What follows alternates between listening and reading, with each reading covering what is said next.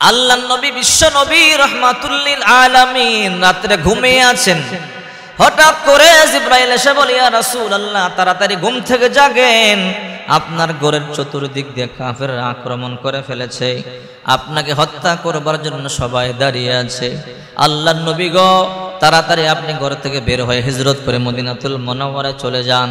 আল্লাহর নবী রাহমাতুল লিল আলামিন হযরত আলীকে ডাইকা বলে, আলী, আমার চাদরটা দিয়া গায়ে দিয়ে তুমি আমার বিছানার মধ্যে ঘুমাইয়া থাকো। হযরত আলী চোখের পানিগুলো সারিয়া সারিয়া কান্দে। হযরত আলী যখন কান্দে, আল্লাহর পয়গম্বর বলে, আলী তুমি কেন কান্না করো? রাহমাতুল লিল আলামিন, আমি যখন আপনার চাদর মোবারক গায়ে দিয়ে শুয়ে থাকবো, মক্কার কাফেররা আপনাকে মনে করে আমাকে টুকরা টুকরা করে ফেলবে। ও রাহমাতুল লিল আলামিন, এরপরও আমার দুঃখ নাই, এরপরও আমার কষ্ট নাই। আল্লাহ তাআলা যেন নিরাপদে আপনাকে মদিনাতুল মুনাওয়ারায় পৌঁছাইয়া দেয়। আল্লাহর হাবিব বলো, রে আলী, তুমি টেনশন করবা না, আমি চলিয়া যাইতেছি। সকালবেলা সবার আমানতগুলো সবাইকে ফিরাইয়া দিবা, আর মনে রাখবা কিছুদিনের মধ্যেই মদিনাতুল মুনাওয়ারায় তোমার সাথে আমার সাক্ষাৎ হয়ে যাবে। এইবার আলী হাসতেছে। আল্লাহর পয়গম্বর বলে, কিরে আলী, কেন হাসো? বলে, ও রাহমাতুল লিল আলামিন, আপনি বলেছেন কিছুদিনের মধ্যে মদিনায় আপনার সাথে আমার সাক্ষাৎ হবে, অতএব আল্লাহর কসম করে বলি, দুনিয়ার কেউ আমাকে হত্যা করতে পারবে না। যেহেতু আপনি বলেছেন আপনার সাথে আমার সাক্ষাৎ হবে, দুনিয়ার কোন কাফের বেঈমান আমাকে হত্যা করতে পারবে না। আল্লাহ নবী ঘর থেকে বের হয়ে গেলেন। ঘর থেকে বের হয়ে বাইতুল্লাহর সামনে গেলেন। জীবনের মতো বাইতুল্লাহর বিদায় দিয়া চলে যাবে। আল্লাহ নবী চোখের পানিগুলো সারিয়া সারিয়া কান্দে। বাইতুল্লাহর গিলাপ ধরিয়া কান্দে, বাইতুল্লাহ রে, মনের মধ্যে স্বপ্ন ছিল, বড় আশা ছিল, তোকে সামনে নিয়ে প্রভুর ইবাদত করব, প্রভুর গোলামি করব, কিন্তু তোর সন্তানদের জন্য পারলাম না। আল্লাহ নবী রাহমাতুল লিল আলামিন চোখের পানিগুলো সারিয়া কান্না করে। কাবা ঘরের চাবি ছিল উসমান ইবনে তালহা নামক একজনের হাতে। কাফেররা তার বিশ্বাস করত, তাই উসমান ইবনে তালহার হাতে কাবা ঘরের চাবিটা দিয়েছিল। আল্লাহর নবী উসমান ইবনে তালহারে বলে, রে উসমান ইবনে তালহা ভাই আমার, কাবা ঘরের চাবিটা একটু আমাকে দাও, কাবা ঘরের ভিতরে ঢুকবো, আমি 2 রাকাত নামাজ পড়িয়া চলিয়া যাব। উসমান ইবনে তালহা বলল, না মুহাম্মদ, তোমাকে চাবি দেওয়া যাবে না, মক্কার লোকেরা আমার কাছে চাবি দিয়েছে, আমাকে বিশ্বাস করে, না মুহাম্মদ, তোমাকে চাবি দেওয়া যাবে না। আল্লাহর নবী চোখের পানিগুলো সারিয়া কান্না করে বলে, রে উসমান ইবনে তালহা ভাই আমার, চাবিটা দাও, তোমাকে চাবিটা তো আমি দিয়েই দিব, মাত্র 2 রাকাত নামাজ পড়ি আমি চলিয়া যাব, জানি না কবে আবার তোমাদের মক্কার মধ্যে আমি আসি। উসমান ইবনে তালহা বলে, না তোমাকে চাবি দেওয়া যাবে না। আল্লাহর নবী বারবার চাবি চায়। উসমান ইবনে তালহা আল্লাহর নবী মুহাম্মদ সাল্লাল্লাহু আলাইহি ওয়াসাল্লামকে ধাক্কা দিলেন। আল্লাহর পয়গম্বর নিচে পড়ে গেলেন, নবীজির গর্দানটা ছিলে গেল, রক্তগুলো বায়া বায়া পড়ে। আপনার আমার নবী চোখের পানিগুলো সারিয়া কান্না করে বলে, উসমান, কেন তুমি আমার এমন কষ্টটা দিলা? আমার গর্দান ছিলে গেছে, রক্ত বের হয়ে গেছে, আমি তো তোমাদের কাবা ঘরের মালিক হতে চাই নাই, চিরদিনের জন্য চাবি চাই না, মাত্র 2 রাকাত নামাজ পড়বার জন্য চাবি চাইলাম, এই জন্য তোমরা আমাকে মারলা। এই দুনিয়ার মধ্যে আমার মা নাই, এই দুনিয়ার মধ্যে আমার বাবা নাই, যদি আজকে আমার মা থাকতো, বাবা থাকতো, আমার কষ্ট দিতে পারত না। রে উসমান ইবনে তালহা, মনে রাখবা, যে হাত দিয়া তুমি আমাকে ধাক্কা দিছো, যে চাবির জন্য তুমি আমাকে ধাক্কা দিয়া ফালাইয়া দিছো, আল্লাহর কসম এমন একটা সময় আসবে, এই চাবি নিয়ে তুমি ভিক্ষুকের মতো আমার সামনে দাঁড়ায়া থাকবা। এমন একটা সময় আসবে, এই চাবি নিয়ে তুমি ভিক্ষুকের মতো আমার সামনে দাঁড়ায়া থাকবা। ফালাম্মা হাজারান নবী মিন মক্কা ইলাল মদিনা ফাইনতাফাতিন নবী ইলাইহা মাররাতান বাদা মাররা। আল্লাহর নবী এক কদম মদিনার দিকে যায় তো আরেক কদম লাফ দিয়ে বাইতুল্লাহর দিকে চলে আসে। আহারে, ফাফাদাত আইনাহু বিদ্দুমু, চোখগুলো বায়া বায়া আল্লাহর পয়গম্বরের পানি পড়তেছে, কলিজা যেন ফাটিয়া যায়। এক কদম মদিনার দিকে যায় তো আরেক কদম বাইতুল্লাহর দিকে আসে, লাফ দিয়া গিলাপটা ধরিয়া কান্না করে বলে, রে বাইতুল্লাহ, আমি তোমাকে রাখিয়া যাইতে আমার মনে চায় না, কিন্তু পারলাম না, মক্কাবাসীদের জন্য তোমাকে রাখি আমাকে যাইতে হইতেছে। আল্লাহর নবী হাঁটি হাঁটি পা পা করে সিদ্দিক আকবর আবু বকর রাদিয়াল্লাহু তাআলা আনহুর বাড়িতে গেলেন। আবু বকর রাদিয়াল্লাহু তাআলা দরজার মধ্যে গিয়ে নক করলেন, আবু বকর দরজা খুলিয়া দাও। সিদ্দিক আকবর দরজা খুলিয়া দিলেন। আল্লাহর নবী বলে, আবু বকর আস্তে ডাক দিলাম, তুমি দরজা খুলিয়া দিলা, তুমি কি ঘুমাও নাই? আবু বকর বলেন, নবী আজ থেকে 2.5 বছর পূর্বে আমাকে বলেছিলেন কানে কানে, আবু বকর এমন একটা রাত আসবে তোমাকে নিয়ে আমি হিজরত করব। আল্লাহর পয়গম্বর গো, আল্লাহর কসম করে বলি, ওই যে আপনি কানে কানে বলেছিলেন এমন একদিন আসবে তোমাকে নিয়ে এক রাতে আমি হিজরত করে মক্কা থেকে মদিনায় যাব। আল্লাহর কসম আজকে 2.5 বছর হয় আমি আবু বকর পেট লাগাইয়া ঘুমাই না, আমি দরজায় দাঁড়ায়া দাঁড়ায় আপনার অপেক্ষা করি, জানি না কোন রাত আপনি আমাকে ডাক দেন, আমি দরজায় দাঁড়ায়া দাঁড়ায় আপনার জন্য অপেক্ষা করি। আবু বকর বলে, ও রাহমাতুল লিল আলামিন, আমি আবু বকর শুধু আপনার জন্য অপেক্ষা করি, শুধু তা নয়, আমার একটা মেয়ে আছে নাম তার আসমা, প্রতিদিন নাস্তা বানায়া বানায়া আপনার জন্য অপেক্ষা করে।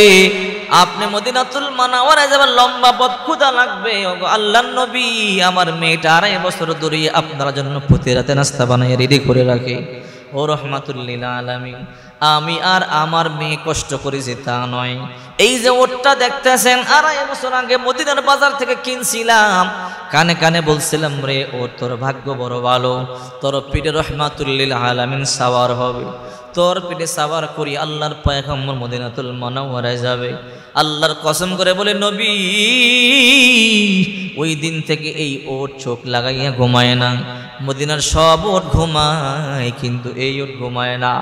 আল্লাহ নবী কথা শুনিয়া চোখের পানিগুলো সারিয়া কান্না করে দিয়ে বলে, আল্লাহ আমি বুঝতে পারি নাই আমার আবু বকর আমার এত ভালোবাসে। আল্লাহ আজকে আবু বকরকে দেওয়ার মতো আমার কাছে কোনো টাকা নাই, পয়সা নাই, ওগো আল্লাহ আমি আবু বকরের জন্য আপনার কাছে দরখাস্ত করি, আবু বকরের সফর আজকে শুরু হলো, দুনিয়াতে শেষ হবে না, মদিনায় গিয়ে শেষ হবে না, আবু বকরের সফর জান্নাত পর্যন্ত চলতেই থাকবে। আল্লাহর নবী আবু বকরকে বলল, আবু বকর চলো, তাড়াতাড়ি চলো। দুইজনে রওনা করলেন। আবু বকর কিছু দূর সামনে যাওয়ার পর একবার সামনে যায়, একবার পিছনে যায়, একবার ডানে যায়, একবার বামে যায়। আল্লাহর পয়গম্বর বলে, আবু বকর একবার সামনে যাও, একবার পিছনে যাও, ডানে যাও, বামে যাও, কারণটা কি আমারে বলো। আবু বকর বলে, রাহমাতুল লিল আলামিন, আমি যখন সামনে যাই আমার মনের মধ্যে বড় ভয় হয়, না জানি পিছন দিক থেকে আপনার তীর এসে আবার লাগিয়া যায়, এই জন্য পিছনে যাই, আবার ডান দিকে যাই, ডান দিকে যাওয়ার পরে ভয়, না জানি বাম দিক থেকে তীর আসে, আবার বাম দিকে যায়, এই জন্য দৌড়াদৌড়ি করি। আল্লাহর পয়গম্বর বলে, আবু বকর তুমি টেনশন করবা না, কিছু দূর যাওয়ার পরে ফর্সা হয়ে যাইতেছে, সুবহে সাদেকের সময়। আবু বকর বলে, ও রাহমাতুল লিল আলামিন, সকাল হয়ে যাইতেছে, কাফেররা তো আমাদেরকে দেখিয়া ফেলবে, আমাদের একটু লুকানো দরকার। আল্লাহর পয়গম্বর বলল, রে আবু বকর চলো চলো, একটা গুহার মধ্যে আমরা ঢুকিয়া যাই, ওই যে গুহা দেখতেছো এই গুহার মধ্যে আমরা ঢুকিয়া যাই। আবু বকর বলে, ও রাহমাতুল লিল আলামিন চলেন। দুইজনে গুহার মধ্যে ঢুকিয়া গেল। আল্লাহর নবী বলে, আবু বকর আমি পথ চলতে চলতে ক্লান্ত হয়ে গেলাম, তোমার কোলটা দাও, একটু মাথা রাখিয়া ঘুমাই। আল্লাহর পয়গম্বর মাথা রাখিয়া ঘুমাইয়া গেল। আবু বকর লক্ষ্য করিয়া দেখে ছোট ছোট ছিদ্র দেখা যায়। আবু বকর মনে মনে চিন্তা করে, যে কোনো ছিদ্র দিয়া সাপ বিচ্ছু বের হতে পারে আর বের হয়ে দংশন করতে পারে।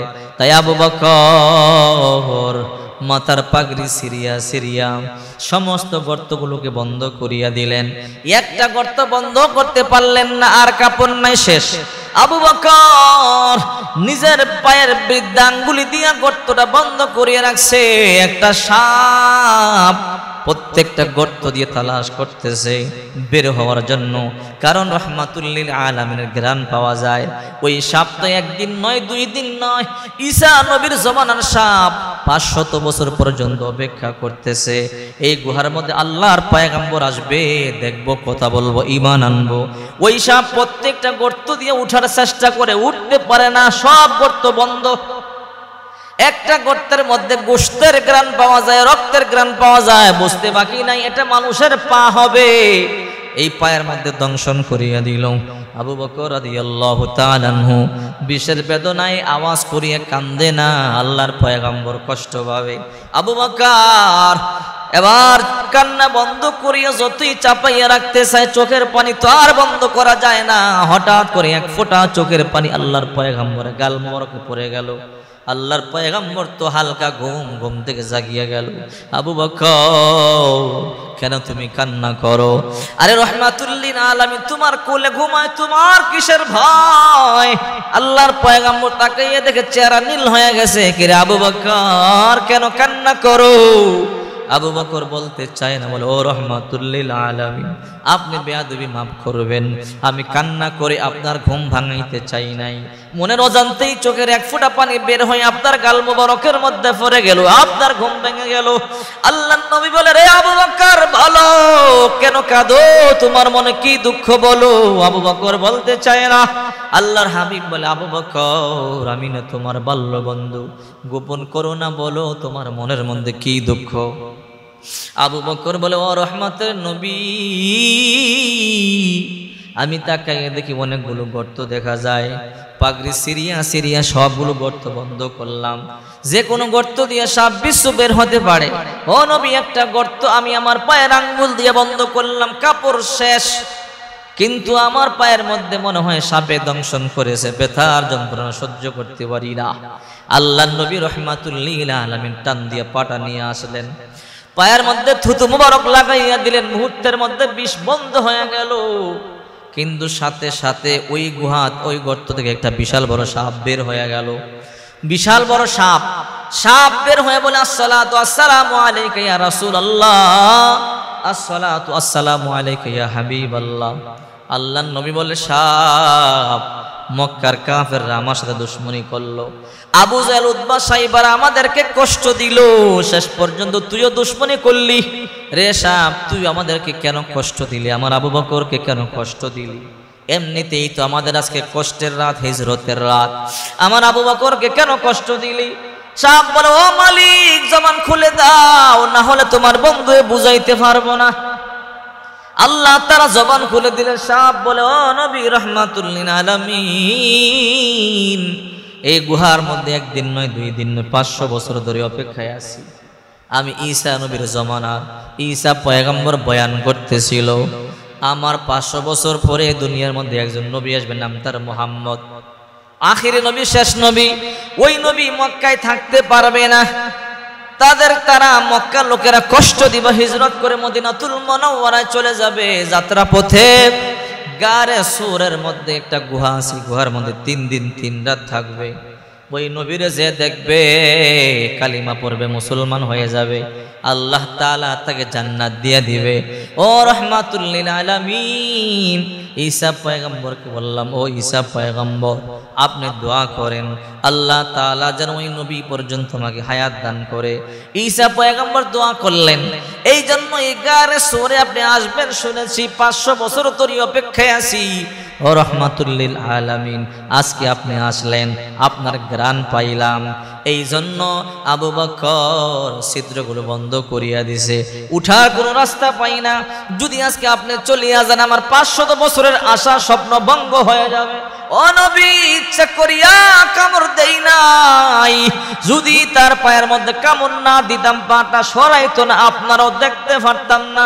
ও নবী আপনাকে দেখলে কালিমা পড়লে মুসলমান হইলে জান্নাত, আমি আপনারা দেখলাম কালিমা পড়লাম লা ইলাহা ইল্লাল্লাহু মুহাম্মাদুর রাসূলুল্লাহ সাল্লাল্লাহু আলাইহি ওয়াসাল্লাম। ঈসা পয়গম্বর বলেছে আপনারা দেখলে কালিমা পড়লে মুসলমান হইলে জান্নাত পাবো। ওগো আল্লাহর নবী আমি জান্নাতে যাইতে চাই। আল্লাহর পয়গম্বর বলল, রে সাপের জন্য কোনো জান্নাত নাই। সাপ বলে, ও নবী অত কিছু বুঝি না, জান্নাতে যাইতে চাই। আল্লাহর নবী বলেন, সাপের জন্য কোনো জান্নাত নাই।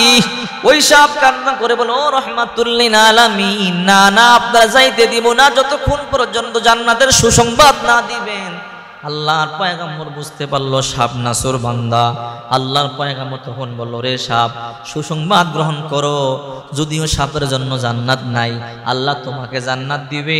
তবে তোমাকে যেদিন আল্লাহ তাআলা জান্নাত দিবে সেদিন তোমাকে মানুষ বানাইয়া জান্নাত দিবে। চিন্তা করে দেখেন, আল্লাহ নবীর মুহাব্বতে সাপ জান্নাত পাবে। मोहम्मद आरबी है वो नबी रास्ते पेश हुआ, आलम हुआ उसकी पैदाइश से उजाला, आलम हुआ उसकी पैदाइश से उजाला। शाफिए मुशफ़्फ़ा में मोहम्मद अहमद, ए तो आते रसूल न हो तो जिंदगी बर्बाद, ए तो आते रसूल न हो तो जिंदगी बर्बाद। एक साप अल्लाहर पैगम्बर के ভালোবাসিয়া যদি জান্নাত পাইতে পারে, হে মুমিন তুমি মানুষ হইয়া কেন জান্নাত পাইবা না? মানুষ হইয়া কেন নবীর মুহাব্বত করবা না? আল্লাহ তাআলা তোমাকে বিবেক দিয়ে, বিবেক নামক দৌলত দিয়েছে, কথা বলবার জন্য বাক শক্তি দান করেছে। এই জন্য আল্লাহ তাআলা বলে, মা খলাকতুল জিন্না ওয়াল ইনসা ইল্লা লিয়াবুদুন, আমি মানব জাতি আর জিন জাতিকে একমাত্র বানাইছি আমার ইবাদত বندگی করবার জন্য। কারণ মানুষকে বিবেক দিয়েছে, বোধ শক্তি দিয়েছে, কথা বলবার সুযোগ আল্লাহ তাআলা দিয়েছে। এই পৃথিবীতে কত বড় বড় প্রাণী আছে, হাতি আছে, বাঘ ভাল্লুক আছে, এই পৃথিবীর মধ্যে গরু আছে, মহিষ আছে, এই পৃথিবীর মধ্যে কত বড় বড় মাছ আছে, ডলফিন আছে, হাঙ্গর আছে, কিন্তু কথা বলবার ভাষা আল্লাহ কাউকে দেয় নাই। একমাত্র এই মানব জাতিকে আল্লাহ তাআলা বিবেক নামক দৌলত দিয়েছে আর কথা বলবার ভাষা শক্তি দিয়েছে। এত কিছু দেওয়ার পরেও যদি আমরা আল্লাহর হুকুম না মানি, নবীর সুন্নাত না মানি, আমাদের মতো ভোরা কপালার কেউ নাই। আমরা আল্লাহর দরবারে কি জবাব দিব? কি জবাব দিব আল্লাহর দরবারে? এই জন্যই বেশি বেশি ইবাদত বندگی করতে হবে, হক পথে চলতে হবে, হক কথা বলতে হবে, সঠিক পথে চলতে হবে, সঠিক কথা বলতে হবে। গুলি আসতে পারে, কামান আসতে পারে, বুলেট আসতে পারে, তারপরও কখনো মিথ্যা কথা বলতে